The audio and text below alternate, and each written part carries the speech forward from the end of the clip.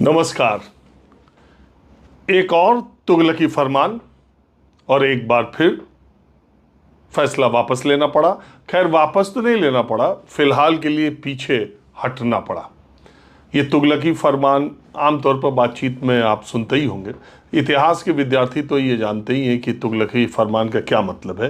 मोटे तौर पर तुगलकी फरमान का मतलब यही है कि जो स्टेक होल्डर हैं, यानी आप जिनके लिए फैसला कर रहे हैं, उनसे बिना सलाह मशवरा किए आपके दिमाग में जो बात आ गई, या आपने अपने हिसाब से और अपने करीबी लोगों के हिसाब से या ऐसे लोगों के हिसाब से जो आप ही के बातों या मंशा को पूरा करने की मानसिकता रखते हैं, उनसे राय मशवरा लेके ही आप कोई फैसला कर देते हैं।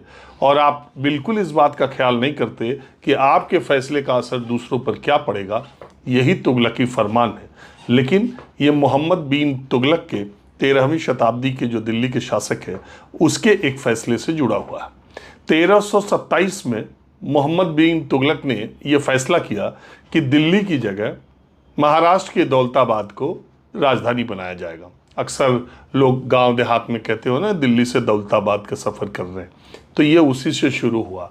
मोहम्मद बिन तुगलक ने 1200 किलोमीटर दूर दौलताबाद अपनी राजधानी जब बनाने का फैसला किया, उस समय 30 किलोमीटर 28-30 किलोमीटर पर डे का एवरेज था और 40 दिन दौलताबाद जाने में लगता था। मोहम्मद बिन तुगलक ने यह फैसला इसलिए किया कि एक तो भारत के वो बीचों बीच है, दिल्ली में उन दिनों अकाल पड़ता था, और दक्षिण की लड़ाइयाँ और दक्षिण में विस्तार के लिए भी वो जगह, उसके कुछ राह देने वालों लोगों ने या उसे खुद ये समझ में आया होगा कि दिल्ली में ऐसा क्या है कि दिल्ली में रहना चाहिए, तो उसने अपनी राजधानी को स्थानांतरित करने का फैसला किया। और उस फैसले को लागू करने के लिए उसने पूरे रास्ते में सराय बनाई, सूफी संतों के लिए व्यवस्था की, पूरे रास्ते में छायादार पेड़ लगाए गए, लेकिन अपने फैसले से पीछे नहीं हटा। उसको जिन लोगों ने ये राय दी कि आपका फैसला गलत हो सकता है, उनके खिलाफ कड़े कदम भी उठाए, सजाएं भी दी। यहाँ तक कि एक कहावत ये कही जाती है कि अंधे और लंगड़े ने जाने का एक पैर से आदमी गड़बड़ था, उसको भी वो पैदल ही जाने का फैसला किया, जो जाते जाते मर गया। न जाने कितने लोग दिल्ली से दौलताबाद जाने के रास्ते में अपनी जान गवाए, लेकिन मोहम्मद बिन तुगलक टस से मस नहीं हुआ। वो वहाँ पर राजधानी लेके गया। यहाँ से आम लोगों, कुछ लोग रह गए थे, आम लोगों को भी कहा सबको वहाँ चलना पड़ेगा। आम और ख़ास सब वहाँ गए, वहाँ रहे। कुछ दिनों के बाद उसे लगा कि ये उसका फैसला गलत है, फिर उसने दौलताबाद से दिल्ली अपनी राजधानी ट्रांसफ़र कर ली। इसीलिए ये बात कही जाती है तुगलकी फरमान को। ये बातें मैं क्यों कह रहा हूँ? ये बात मैं इसलिए कह रहा हूँ कि अभी अभी पता चला कि CAQM यानी commission for air quality management, NCR के लिए ये जो कमीशन है CAQM का, जो एयर क्वालिटी के पोल्यूशन और मैनेजमेंट का जिसके पास जिम्मा है, उसने 1 जुलाई 2025 से दिल्ली की 10 साल की डीजल गाड़ियों, दिल्ली और NCR की, और 15 साल की पेट्रोल गाड़ियों पर जो रोक लगा दी थी, वो उसको बढ़ा करके उसने, तमाम विरोध जब हुए, तमाम बातें जब सामने आई, तो उसको एक्सटेंड कर दिया। यानी कि गुड़गांव, फरीदाबाद, नोएडा, दिल्ली, ये जो आसपास के गाज़ियाबाद, ये इन जिलों, सोनीपत, इन जिलों में तो इसको बढ़ा दिया कि अब 1 नवंबर के बाद ये फैसला लागू होगा। बाकी NCR के डिस्ट्रिक्ट्स में 1 अप्रैल 2026 से ये फैसला लागू होगा। इससे पहले ये फैसला क्यों लागू किया गया और इसके लूप होल्स क्या थे, और ये स्थिति क्यों आई कि दिल्ली सरकार ने खुद ही हाथ खड़े कर दिए। दिल्ली सरकार ने खुद CAQM को लेटर लिखा वहाँ के चीफ सेक्रेटरी ने कि आपके इस फैसले से बिल्कुल आम लोग, मिडिल क्लास को बहुत तरह की दिक्कतें पेश आएंगी।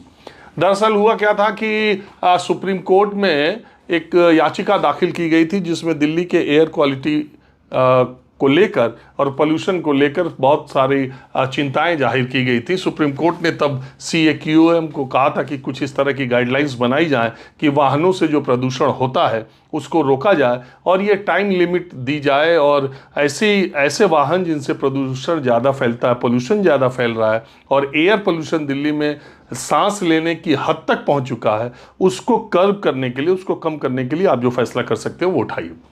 अब CAQM का क्या है, उन्होंने कमीशन में पता नहीं, मैं अगर नाम लूँगा तो ठीक नहीं है, कमीशन में कौन से लोग थे और उनको एयर क्वालिटी या एयर पोल्यूशन की कितनी जानकारी है, ये देखने वाली बात होगी अगर आप देखें।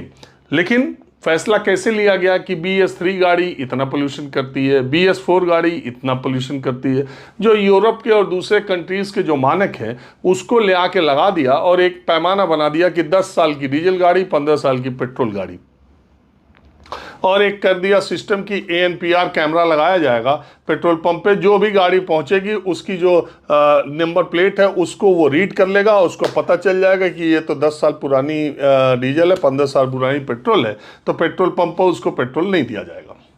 दिल्ली के मुख्य सचिव ने जो चिट्ठी लिखी CAQM को, उसने कहा कि इससे एक तो ये होगा कि अगर आप ऐसे नियम लगाएंगे तो लोग NCR के बाहर से, मान लीजिए कि आपका दूसरी जगह से तेल भरा लेंगे, तो उससे क्या होगा, पेट्रोल नहीं मिलेगा। फिर उन्होंने पुलिस को इनेबल किया था कि गाड़ियां अगर पकड़ी जाएं सड़क पे तो सीज कर दी जाए।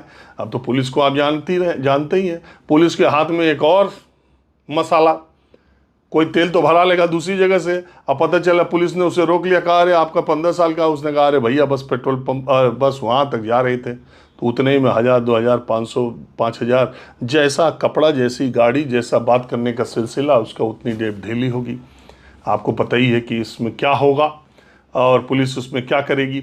तो मूल सवाल ये है कि एकदम सामान्य सी बात है, मैं कोई स्पेशलिस्ट नहीं हूँ, लेकिन जनता से और आम लोगों से बातचीत पर एक सामान्य बुद्धि ये बात कहती है कि अगर कोई डीजल गाड़ी 9 महीने 11 दिन 29 दिन 9 साल 11 महीने 29 दिन तक पोल्यूशन नहीं फैला रही है और 10 साल पूरा होते ही वो पोल्यूशन फैलाने लग रही है। 10 साल उसको एक दिन पहले तक वो फिट थी और एक दिन बाद अगर वो गाड़ी पकड़ी जाएगी तो वो सीज हो जाएगी, उसको डीजल नहीं मिलेगा। इसी तरह पेट्रोल गाड़ी और डीजल गाड़ी इसी तरह 14 साल 11 महीने 29 दिन तक तो पेट्रोल गाड़ी फिट है और उसके बाद जैसे ही 30वां दिन हो रहा है, जैसे ही 15 साल पूरे हो रहे हैं, वो उसको सीज कर देंगे। तो ये कौन सा पैमाना है कि जो दिन के हिसाब से, बहुत सारी गाड़ियां आप जानते हैं, टोयोटा कंपनी का मैं नाम लूँगी, उसके इंजन का 4 लाख तक कोई मतलब ही नहीं है कोई पोल्यूशन का, या 4 लाख तक उसकी गाड़ियां चलती हैं, ऐसा आप महसूस भी करते होंगे, ऐसा उसका दावा भी है।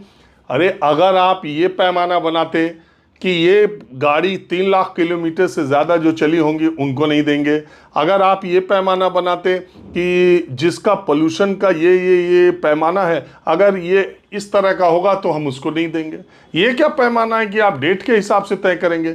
बहुत सारे आर्मी ऑफिसर्स, बहुत सारे सुप्रीम कोर्ट के और डिस्ट्रिक्ट कोर्ट के, हाई कोर्ट के वकील, बहुत सारे डॉक्टर्स, बहुत सारे व्यापारी, बहुत सारे दुकानदार ऐसे हैं, बहुत सारे अधिकारी जिनको सरकारी गाड़ियां मिली हुई हैं, बहुत सारे लोग ऐसे हैं जो 10 साल की गाड़ी उनकी है और 40,000 किलोमीटर चली है, 45,000 किलोमीटर चली है, वो किसी 3 साल 4 साल की टैक्सी में चलने वाली गाड़ियों से कहीं ज़्यादा, या जो लोग ज़्यादा चलते हैं उनसे कहीं ज़्यादा वो मेंटेन्ड है, बिल्कुल नई गाड़ियों की तरह। आप देखते होंगे अधिकारियों की, डॉक्टर्स की, आर्मी ऑफिसर्स की सेकेंड हैंड गाड़ी लेने के लिए, तो आप 10 साल की गाड़ी हो गई तो आप सीज कर देंगे। आप ये नहीं देखेंगे कि वो कितना किलोमीटर चली है, कितना किलोमीटर नहीं चली है, 15 साल पूरा हो गया आपने सीज कर दिया। ये कहीं से व्यवहारिक नहीं था, ये बिल्कुल तुगलकी फरमान था। पहली बात तो ये। दूसरी बात ये कि इस फैसले के पीछे क्या कोई लॉबी है क्या? अब आप समझिए, एक आंकड़े के मुताबिक 38 से 40 लाख गाड़ियां हैं दिल्ली में, पेट्रोल डीजल दोनों मिला के रजिस्ट्रेशन वाइज, जो कि डीजल की 10 साल की और पेट्रोल की 15 साल के भीतर की हैं। 40 लाख गाड़ियां हैं दिल्ली में। एक झटके में आप उसको खत्म कर दे रहे थे, उसको सीज कर दे रहे थे, उसको पेट्रोल नहीं, उसको डीजल नहीं मिलेगा। वो 40 लाख गाड़ियों को अगर आप सीज कर रहे हैं दिल्ली में, वो बेकार कर रहे हैं, चलने नहीं दे रहे, उनके लिए आपने दूसरी वैकल्पिक व्यवस्था क्या बनाई? अच्छा, मान लीजिए 2%, 40 लाख में 2% लोग, मैं तो 2% बहुत कम कह रहा हूँ, 2.5% लोग अगर नई गाड़ी पर, चूंकि उनका 10 साल का हो गया, 15 साल का, वो नई गाड़ी पर, गाड़ी के बगैर आपका काम नहीं चल सकता। दिल्ली जैसे शहर में मेट्रो के तमाम चलने के बावजूद, ये मुंबई नहीं है, दिल्ली जैसे शहर में, ये बड़ा शहर है, खुला शहर है, यहाँ सड़कों का जाल है, फ्लाईओवर है, और अभी लोग दिल्ली में गाड़ियों से ज़्यादा सुविधापूर्ण तरीके से चलते हैं जिनके पास व्यवस्था है। तो अगर 2-2.5% लोग भी उसमें से खरीदेंगे तो 1 लाख गाड़ी हुई, और अगर कहीं 20% हुए तो वो आंकड़ा 8 से 10 लाख नई गाड़ियों का हो सकता है। आप निकाल लीजिए गाड़ियों का एवरेज, हिंदुस्तान में कितनी गाड़ियां बनती हैं, आपको पता ही, कितनी कंपनियां, कितनी सेल है उनकी पूरी फैक्ट्री की, कितने लाख गाड़ियां वो बेच रहे हैं। सीधे सीधे 1-1.5 लाख, 1 लाख में तो 15-20% कह रहा हूं, अगर खरीदते तो 1 लाख नई गाड़ियां खरीदनी पड़ती। ये सारा फैसला कैसे लिया गया, जनता की परेशानियों का और स्टेक होल्डर्स का जब तक बातचीत करके फैसला नहीं लिया जाए, इसी तरह से होता है। एकाएक से आप थोपते हैं, फिर आपको पीछे हटना पड़ता है। ऐसे ही जैसे चुनाव आयोग यहाँ पर मतदाता सूची का विशेष पुनरीक्षण मतदाता कार्यक्रम चला रहा है। 11 दस्तावेज दिए, 2 ही दिन हल्ला हुआ, उसके बाद बोला कि नहीं, पेपर में कह दिया नहीं, पहले जो है वही जमा करो, बाद में आप देना कागज।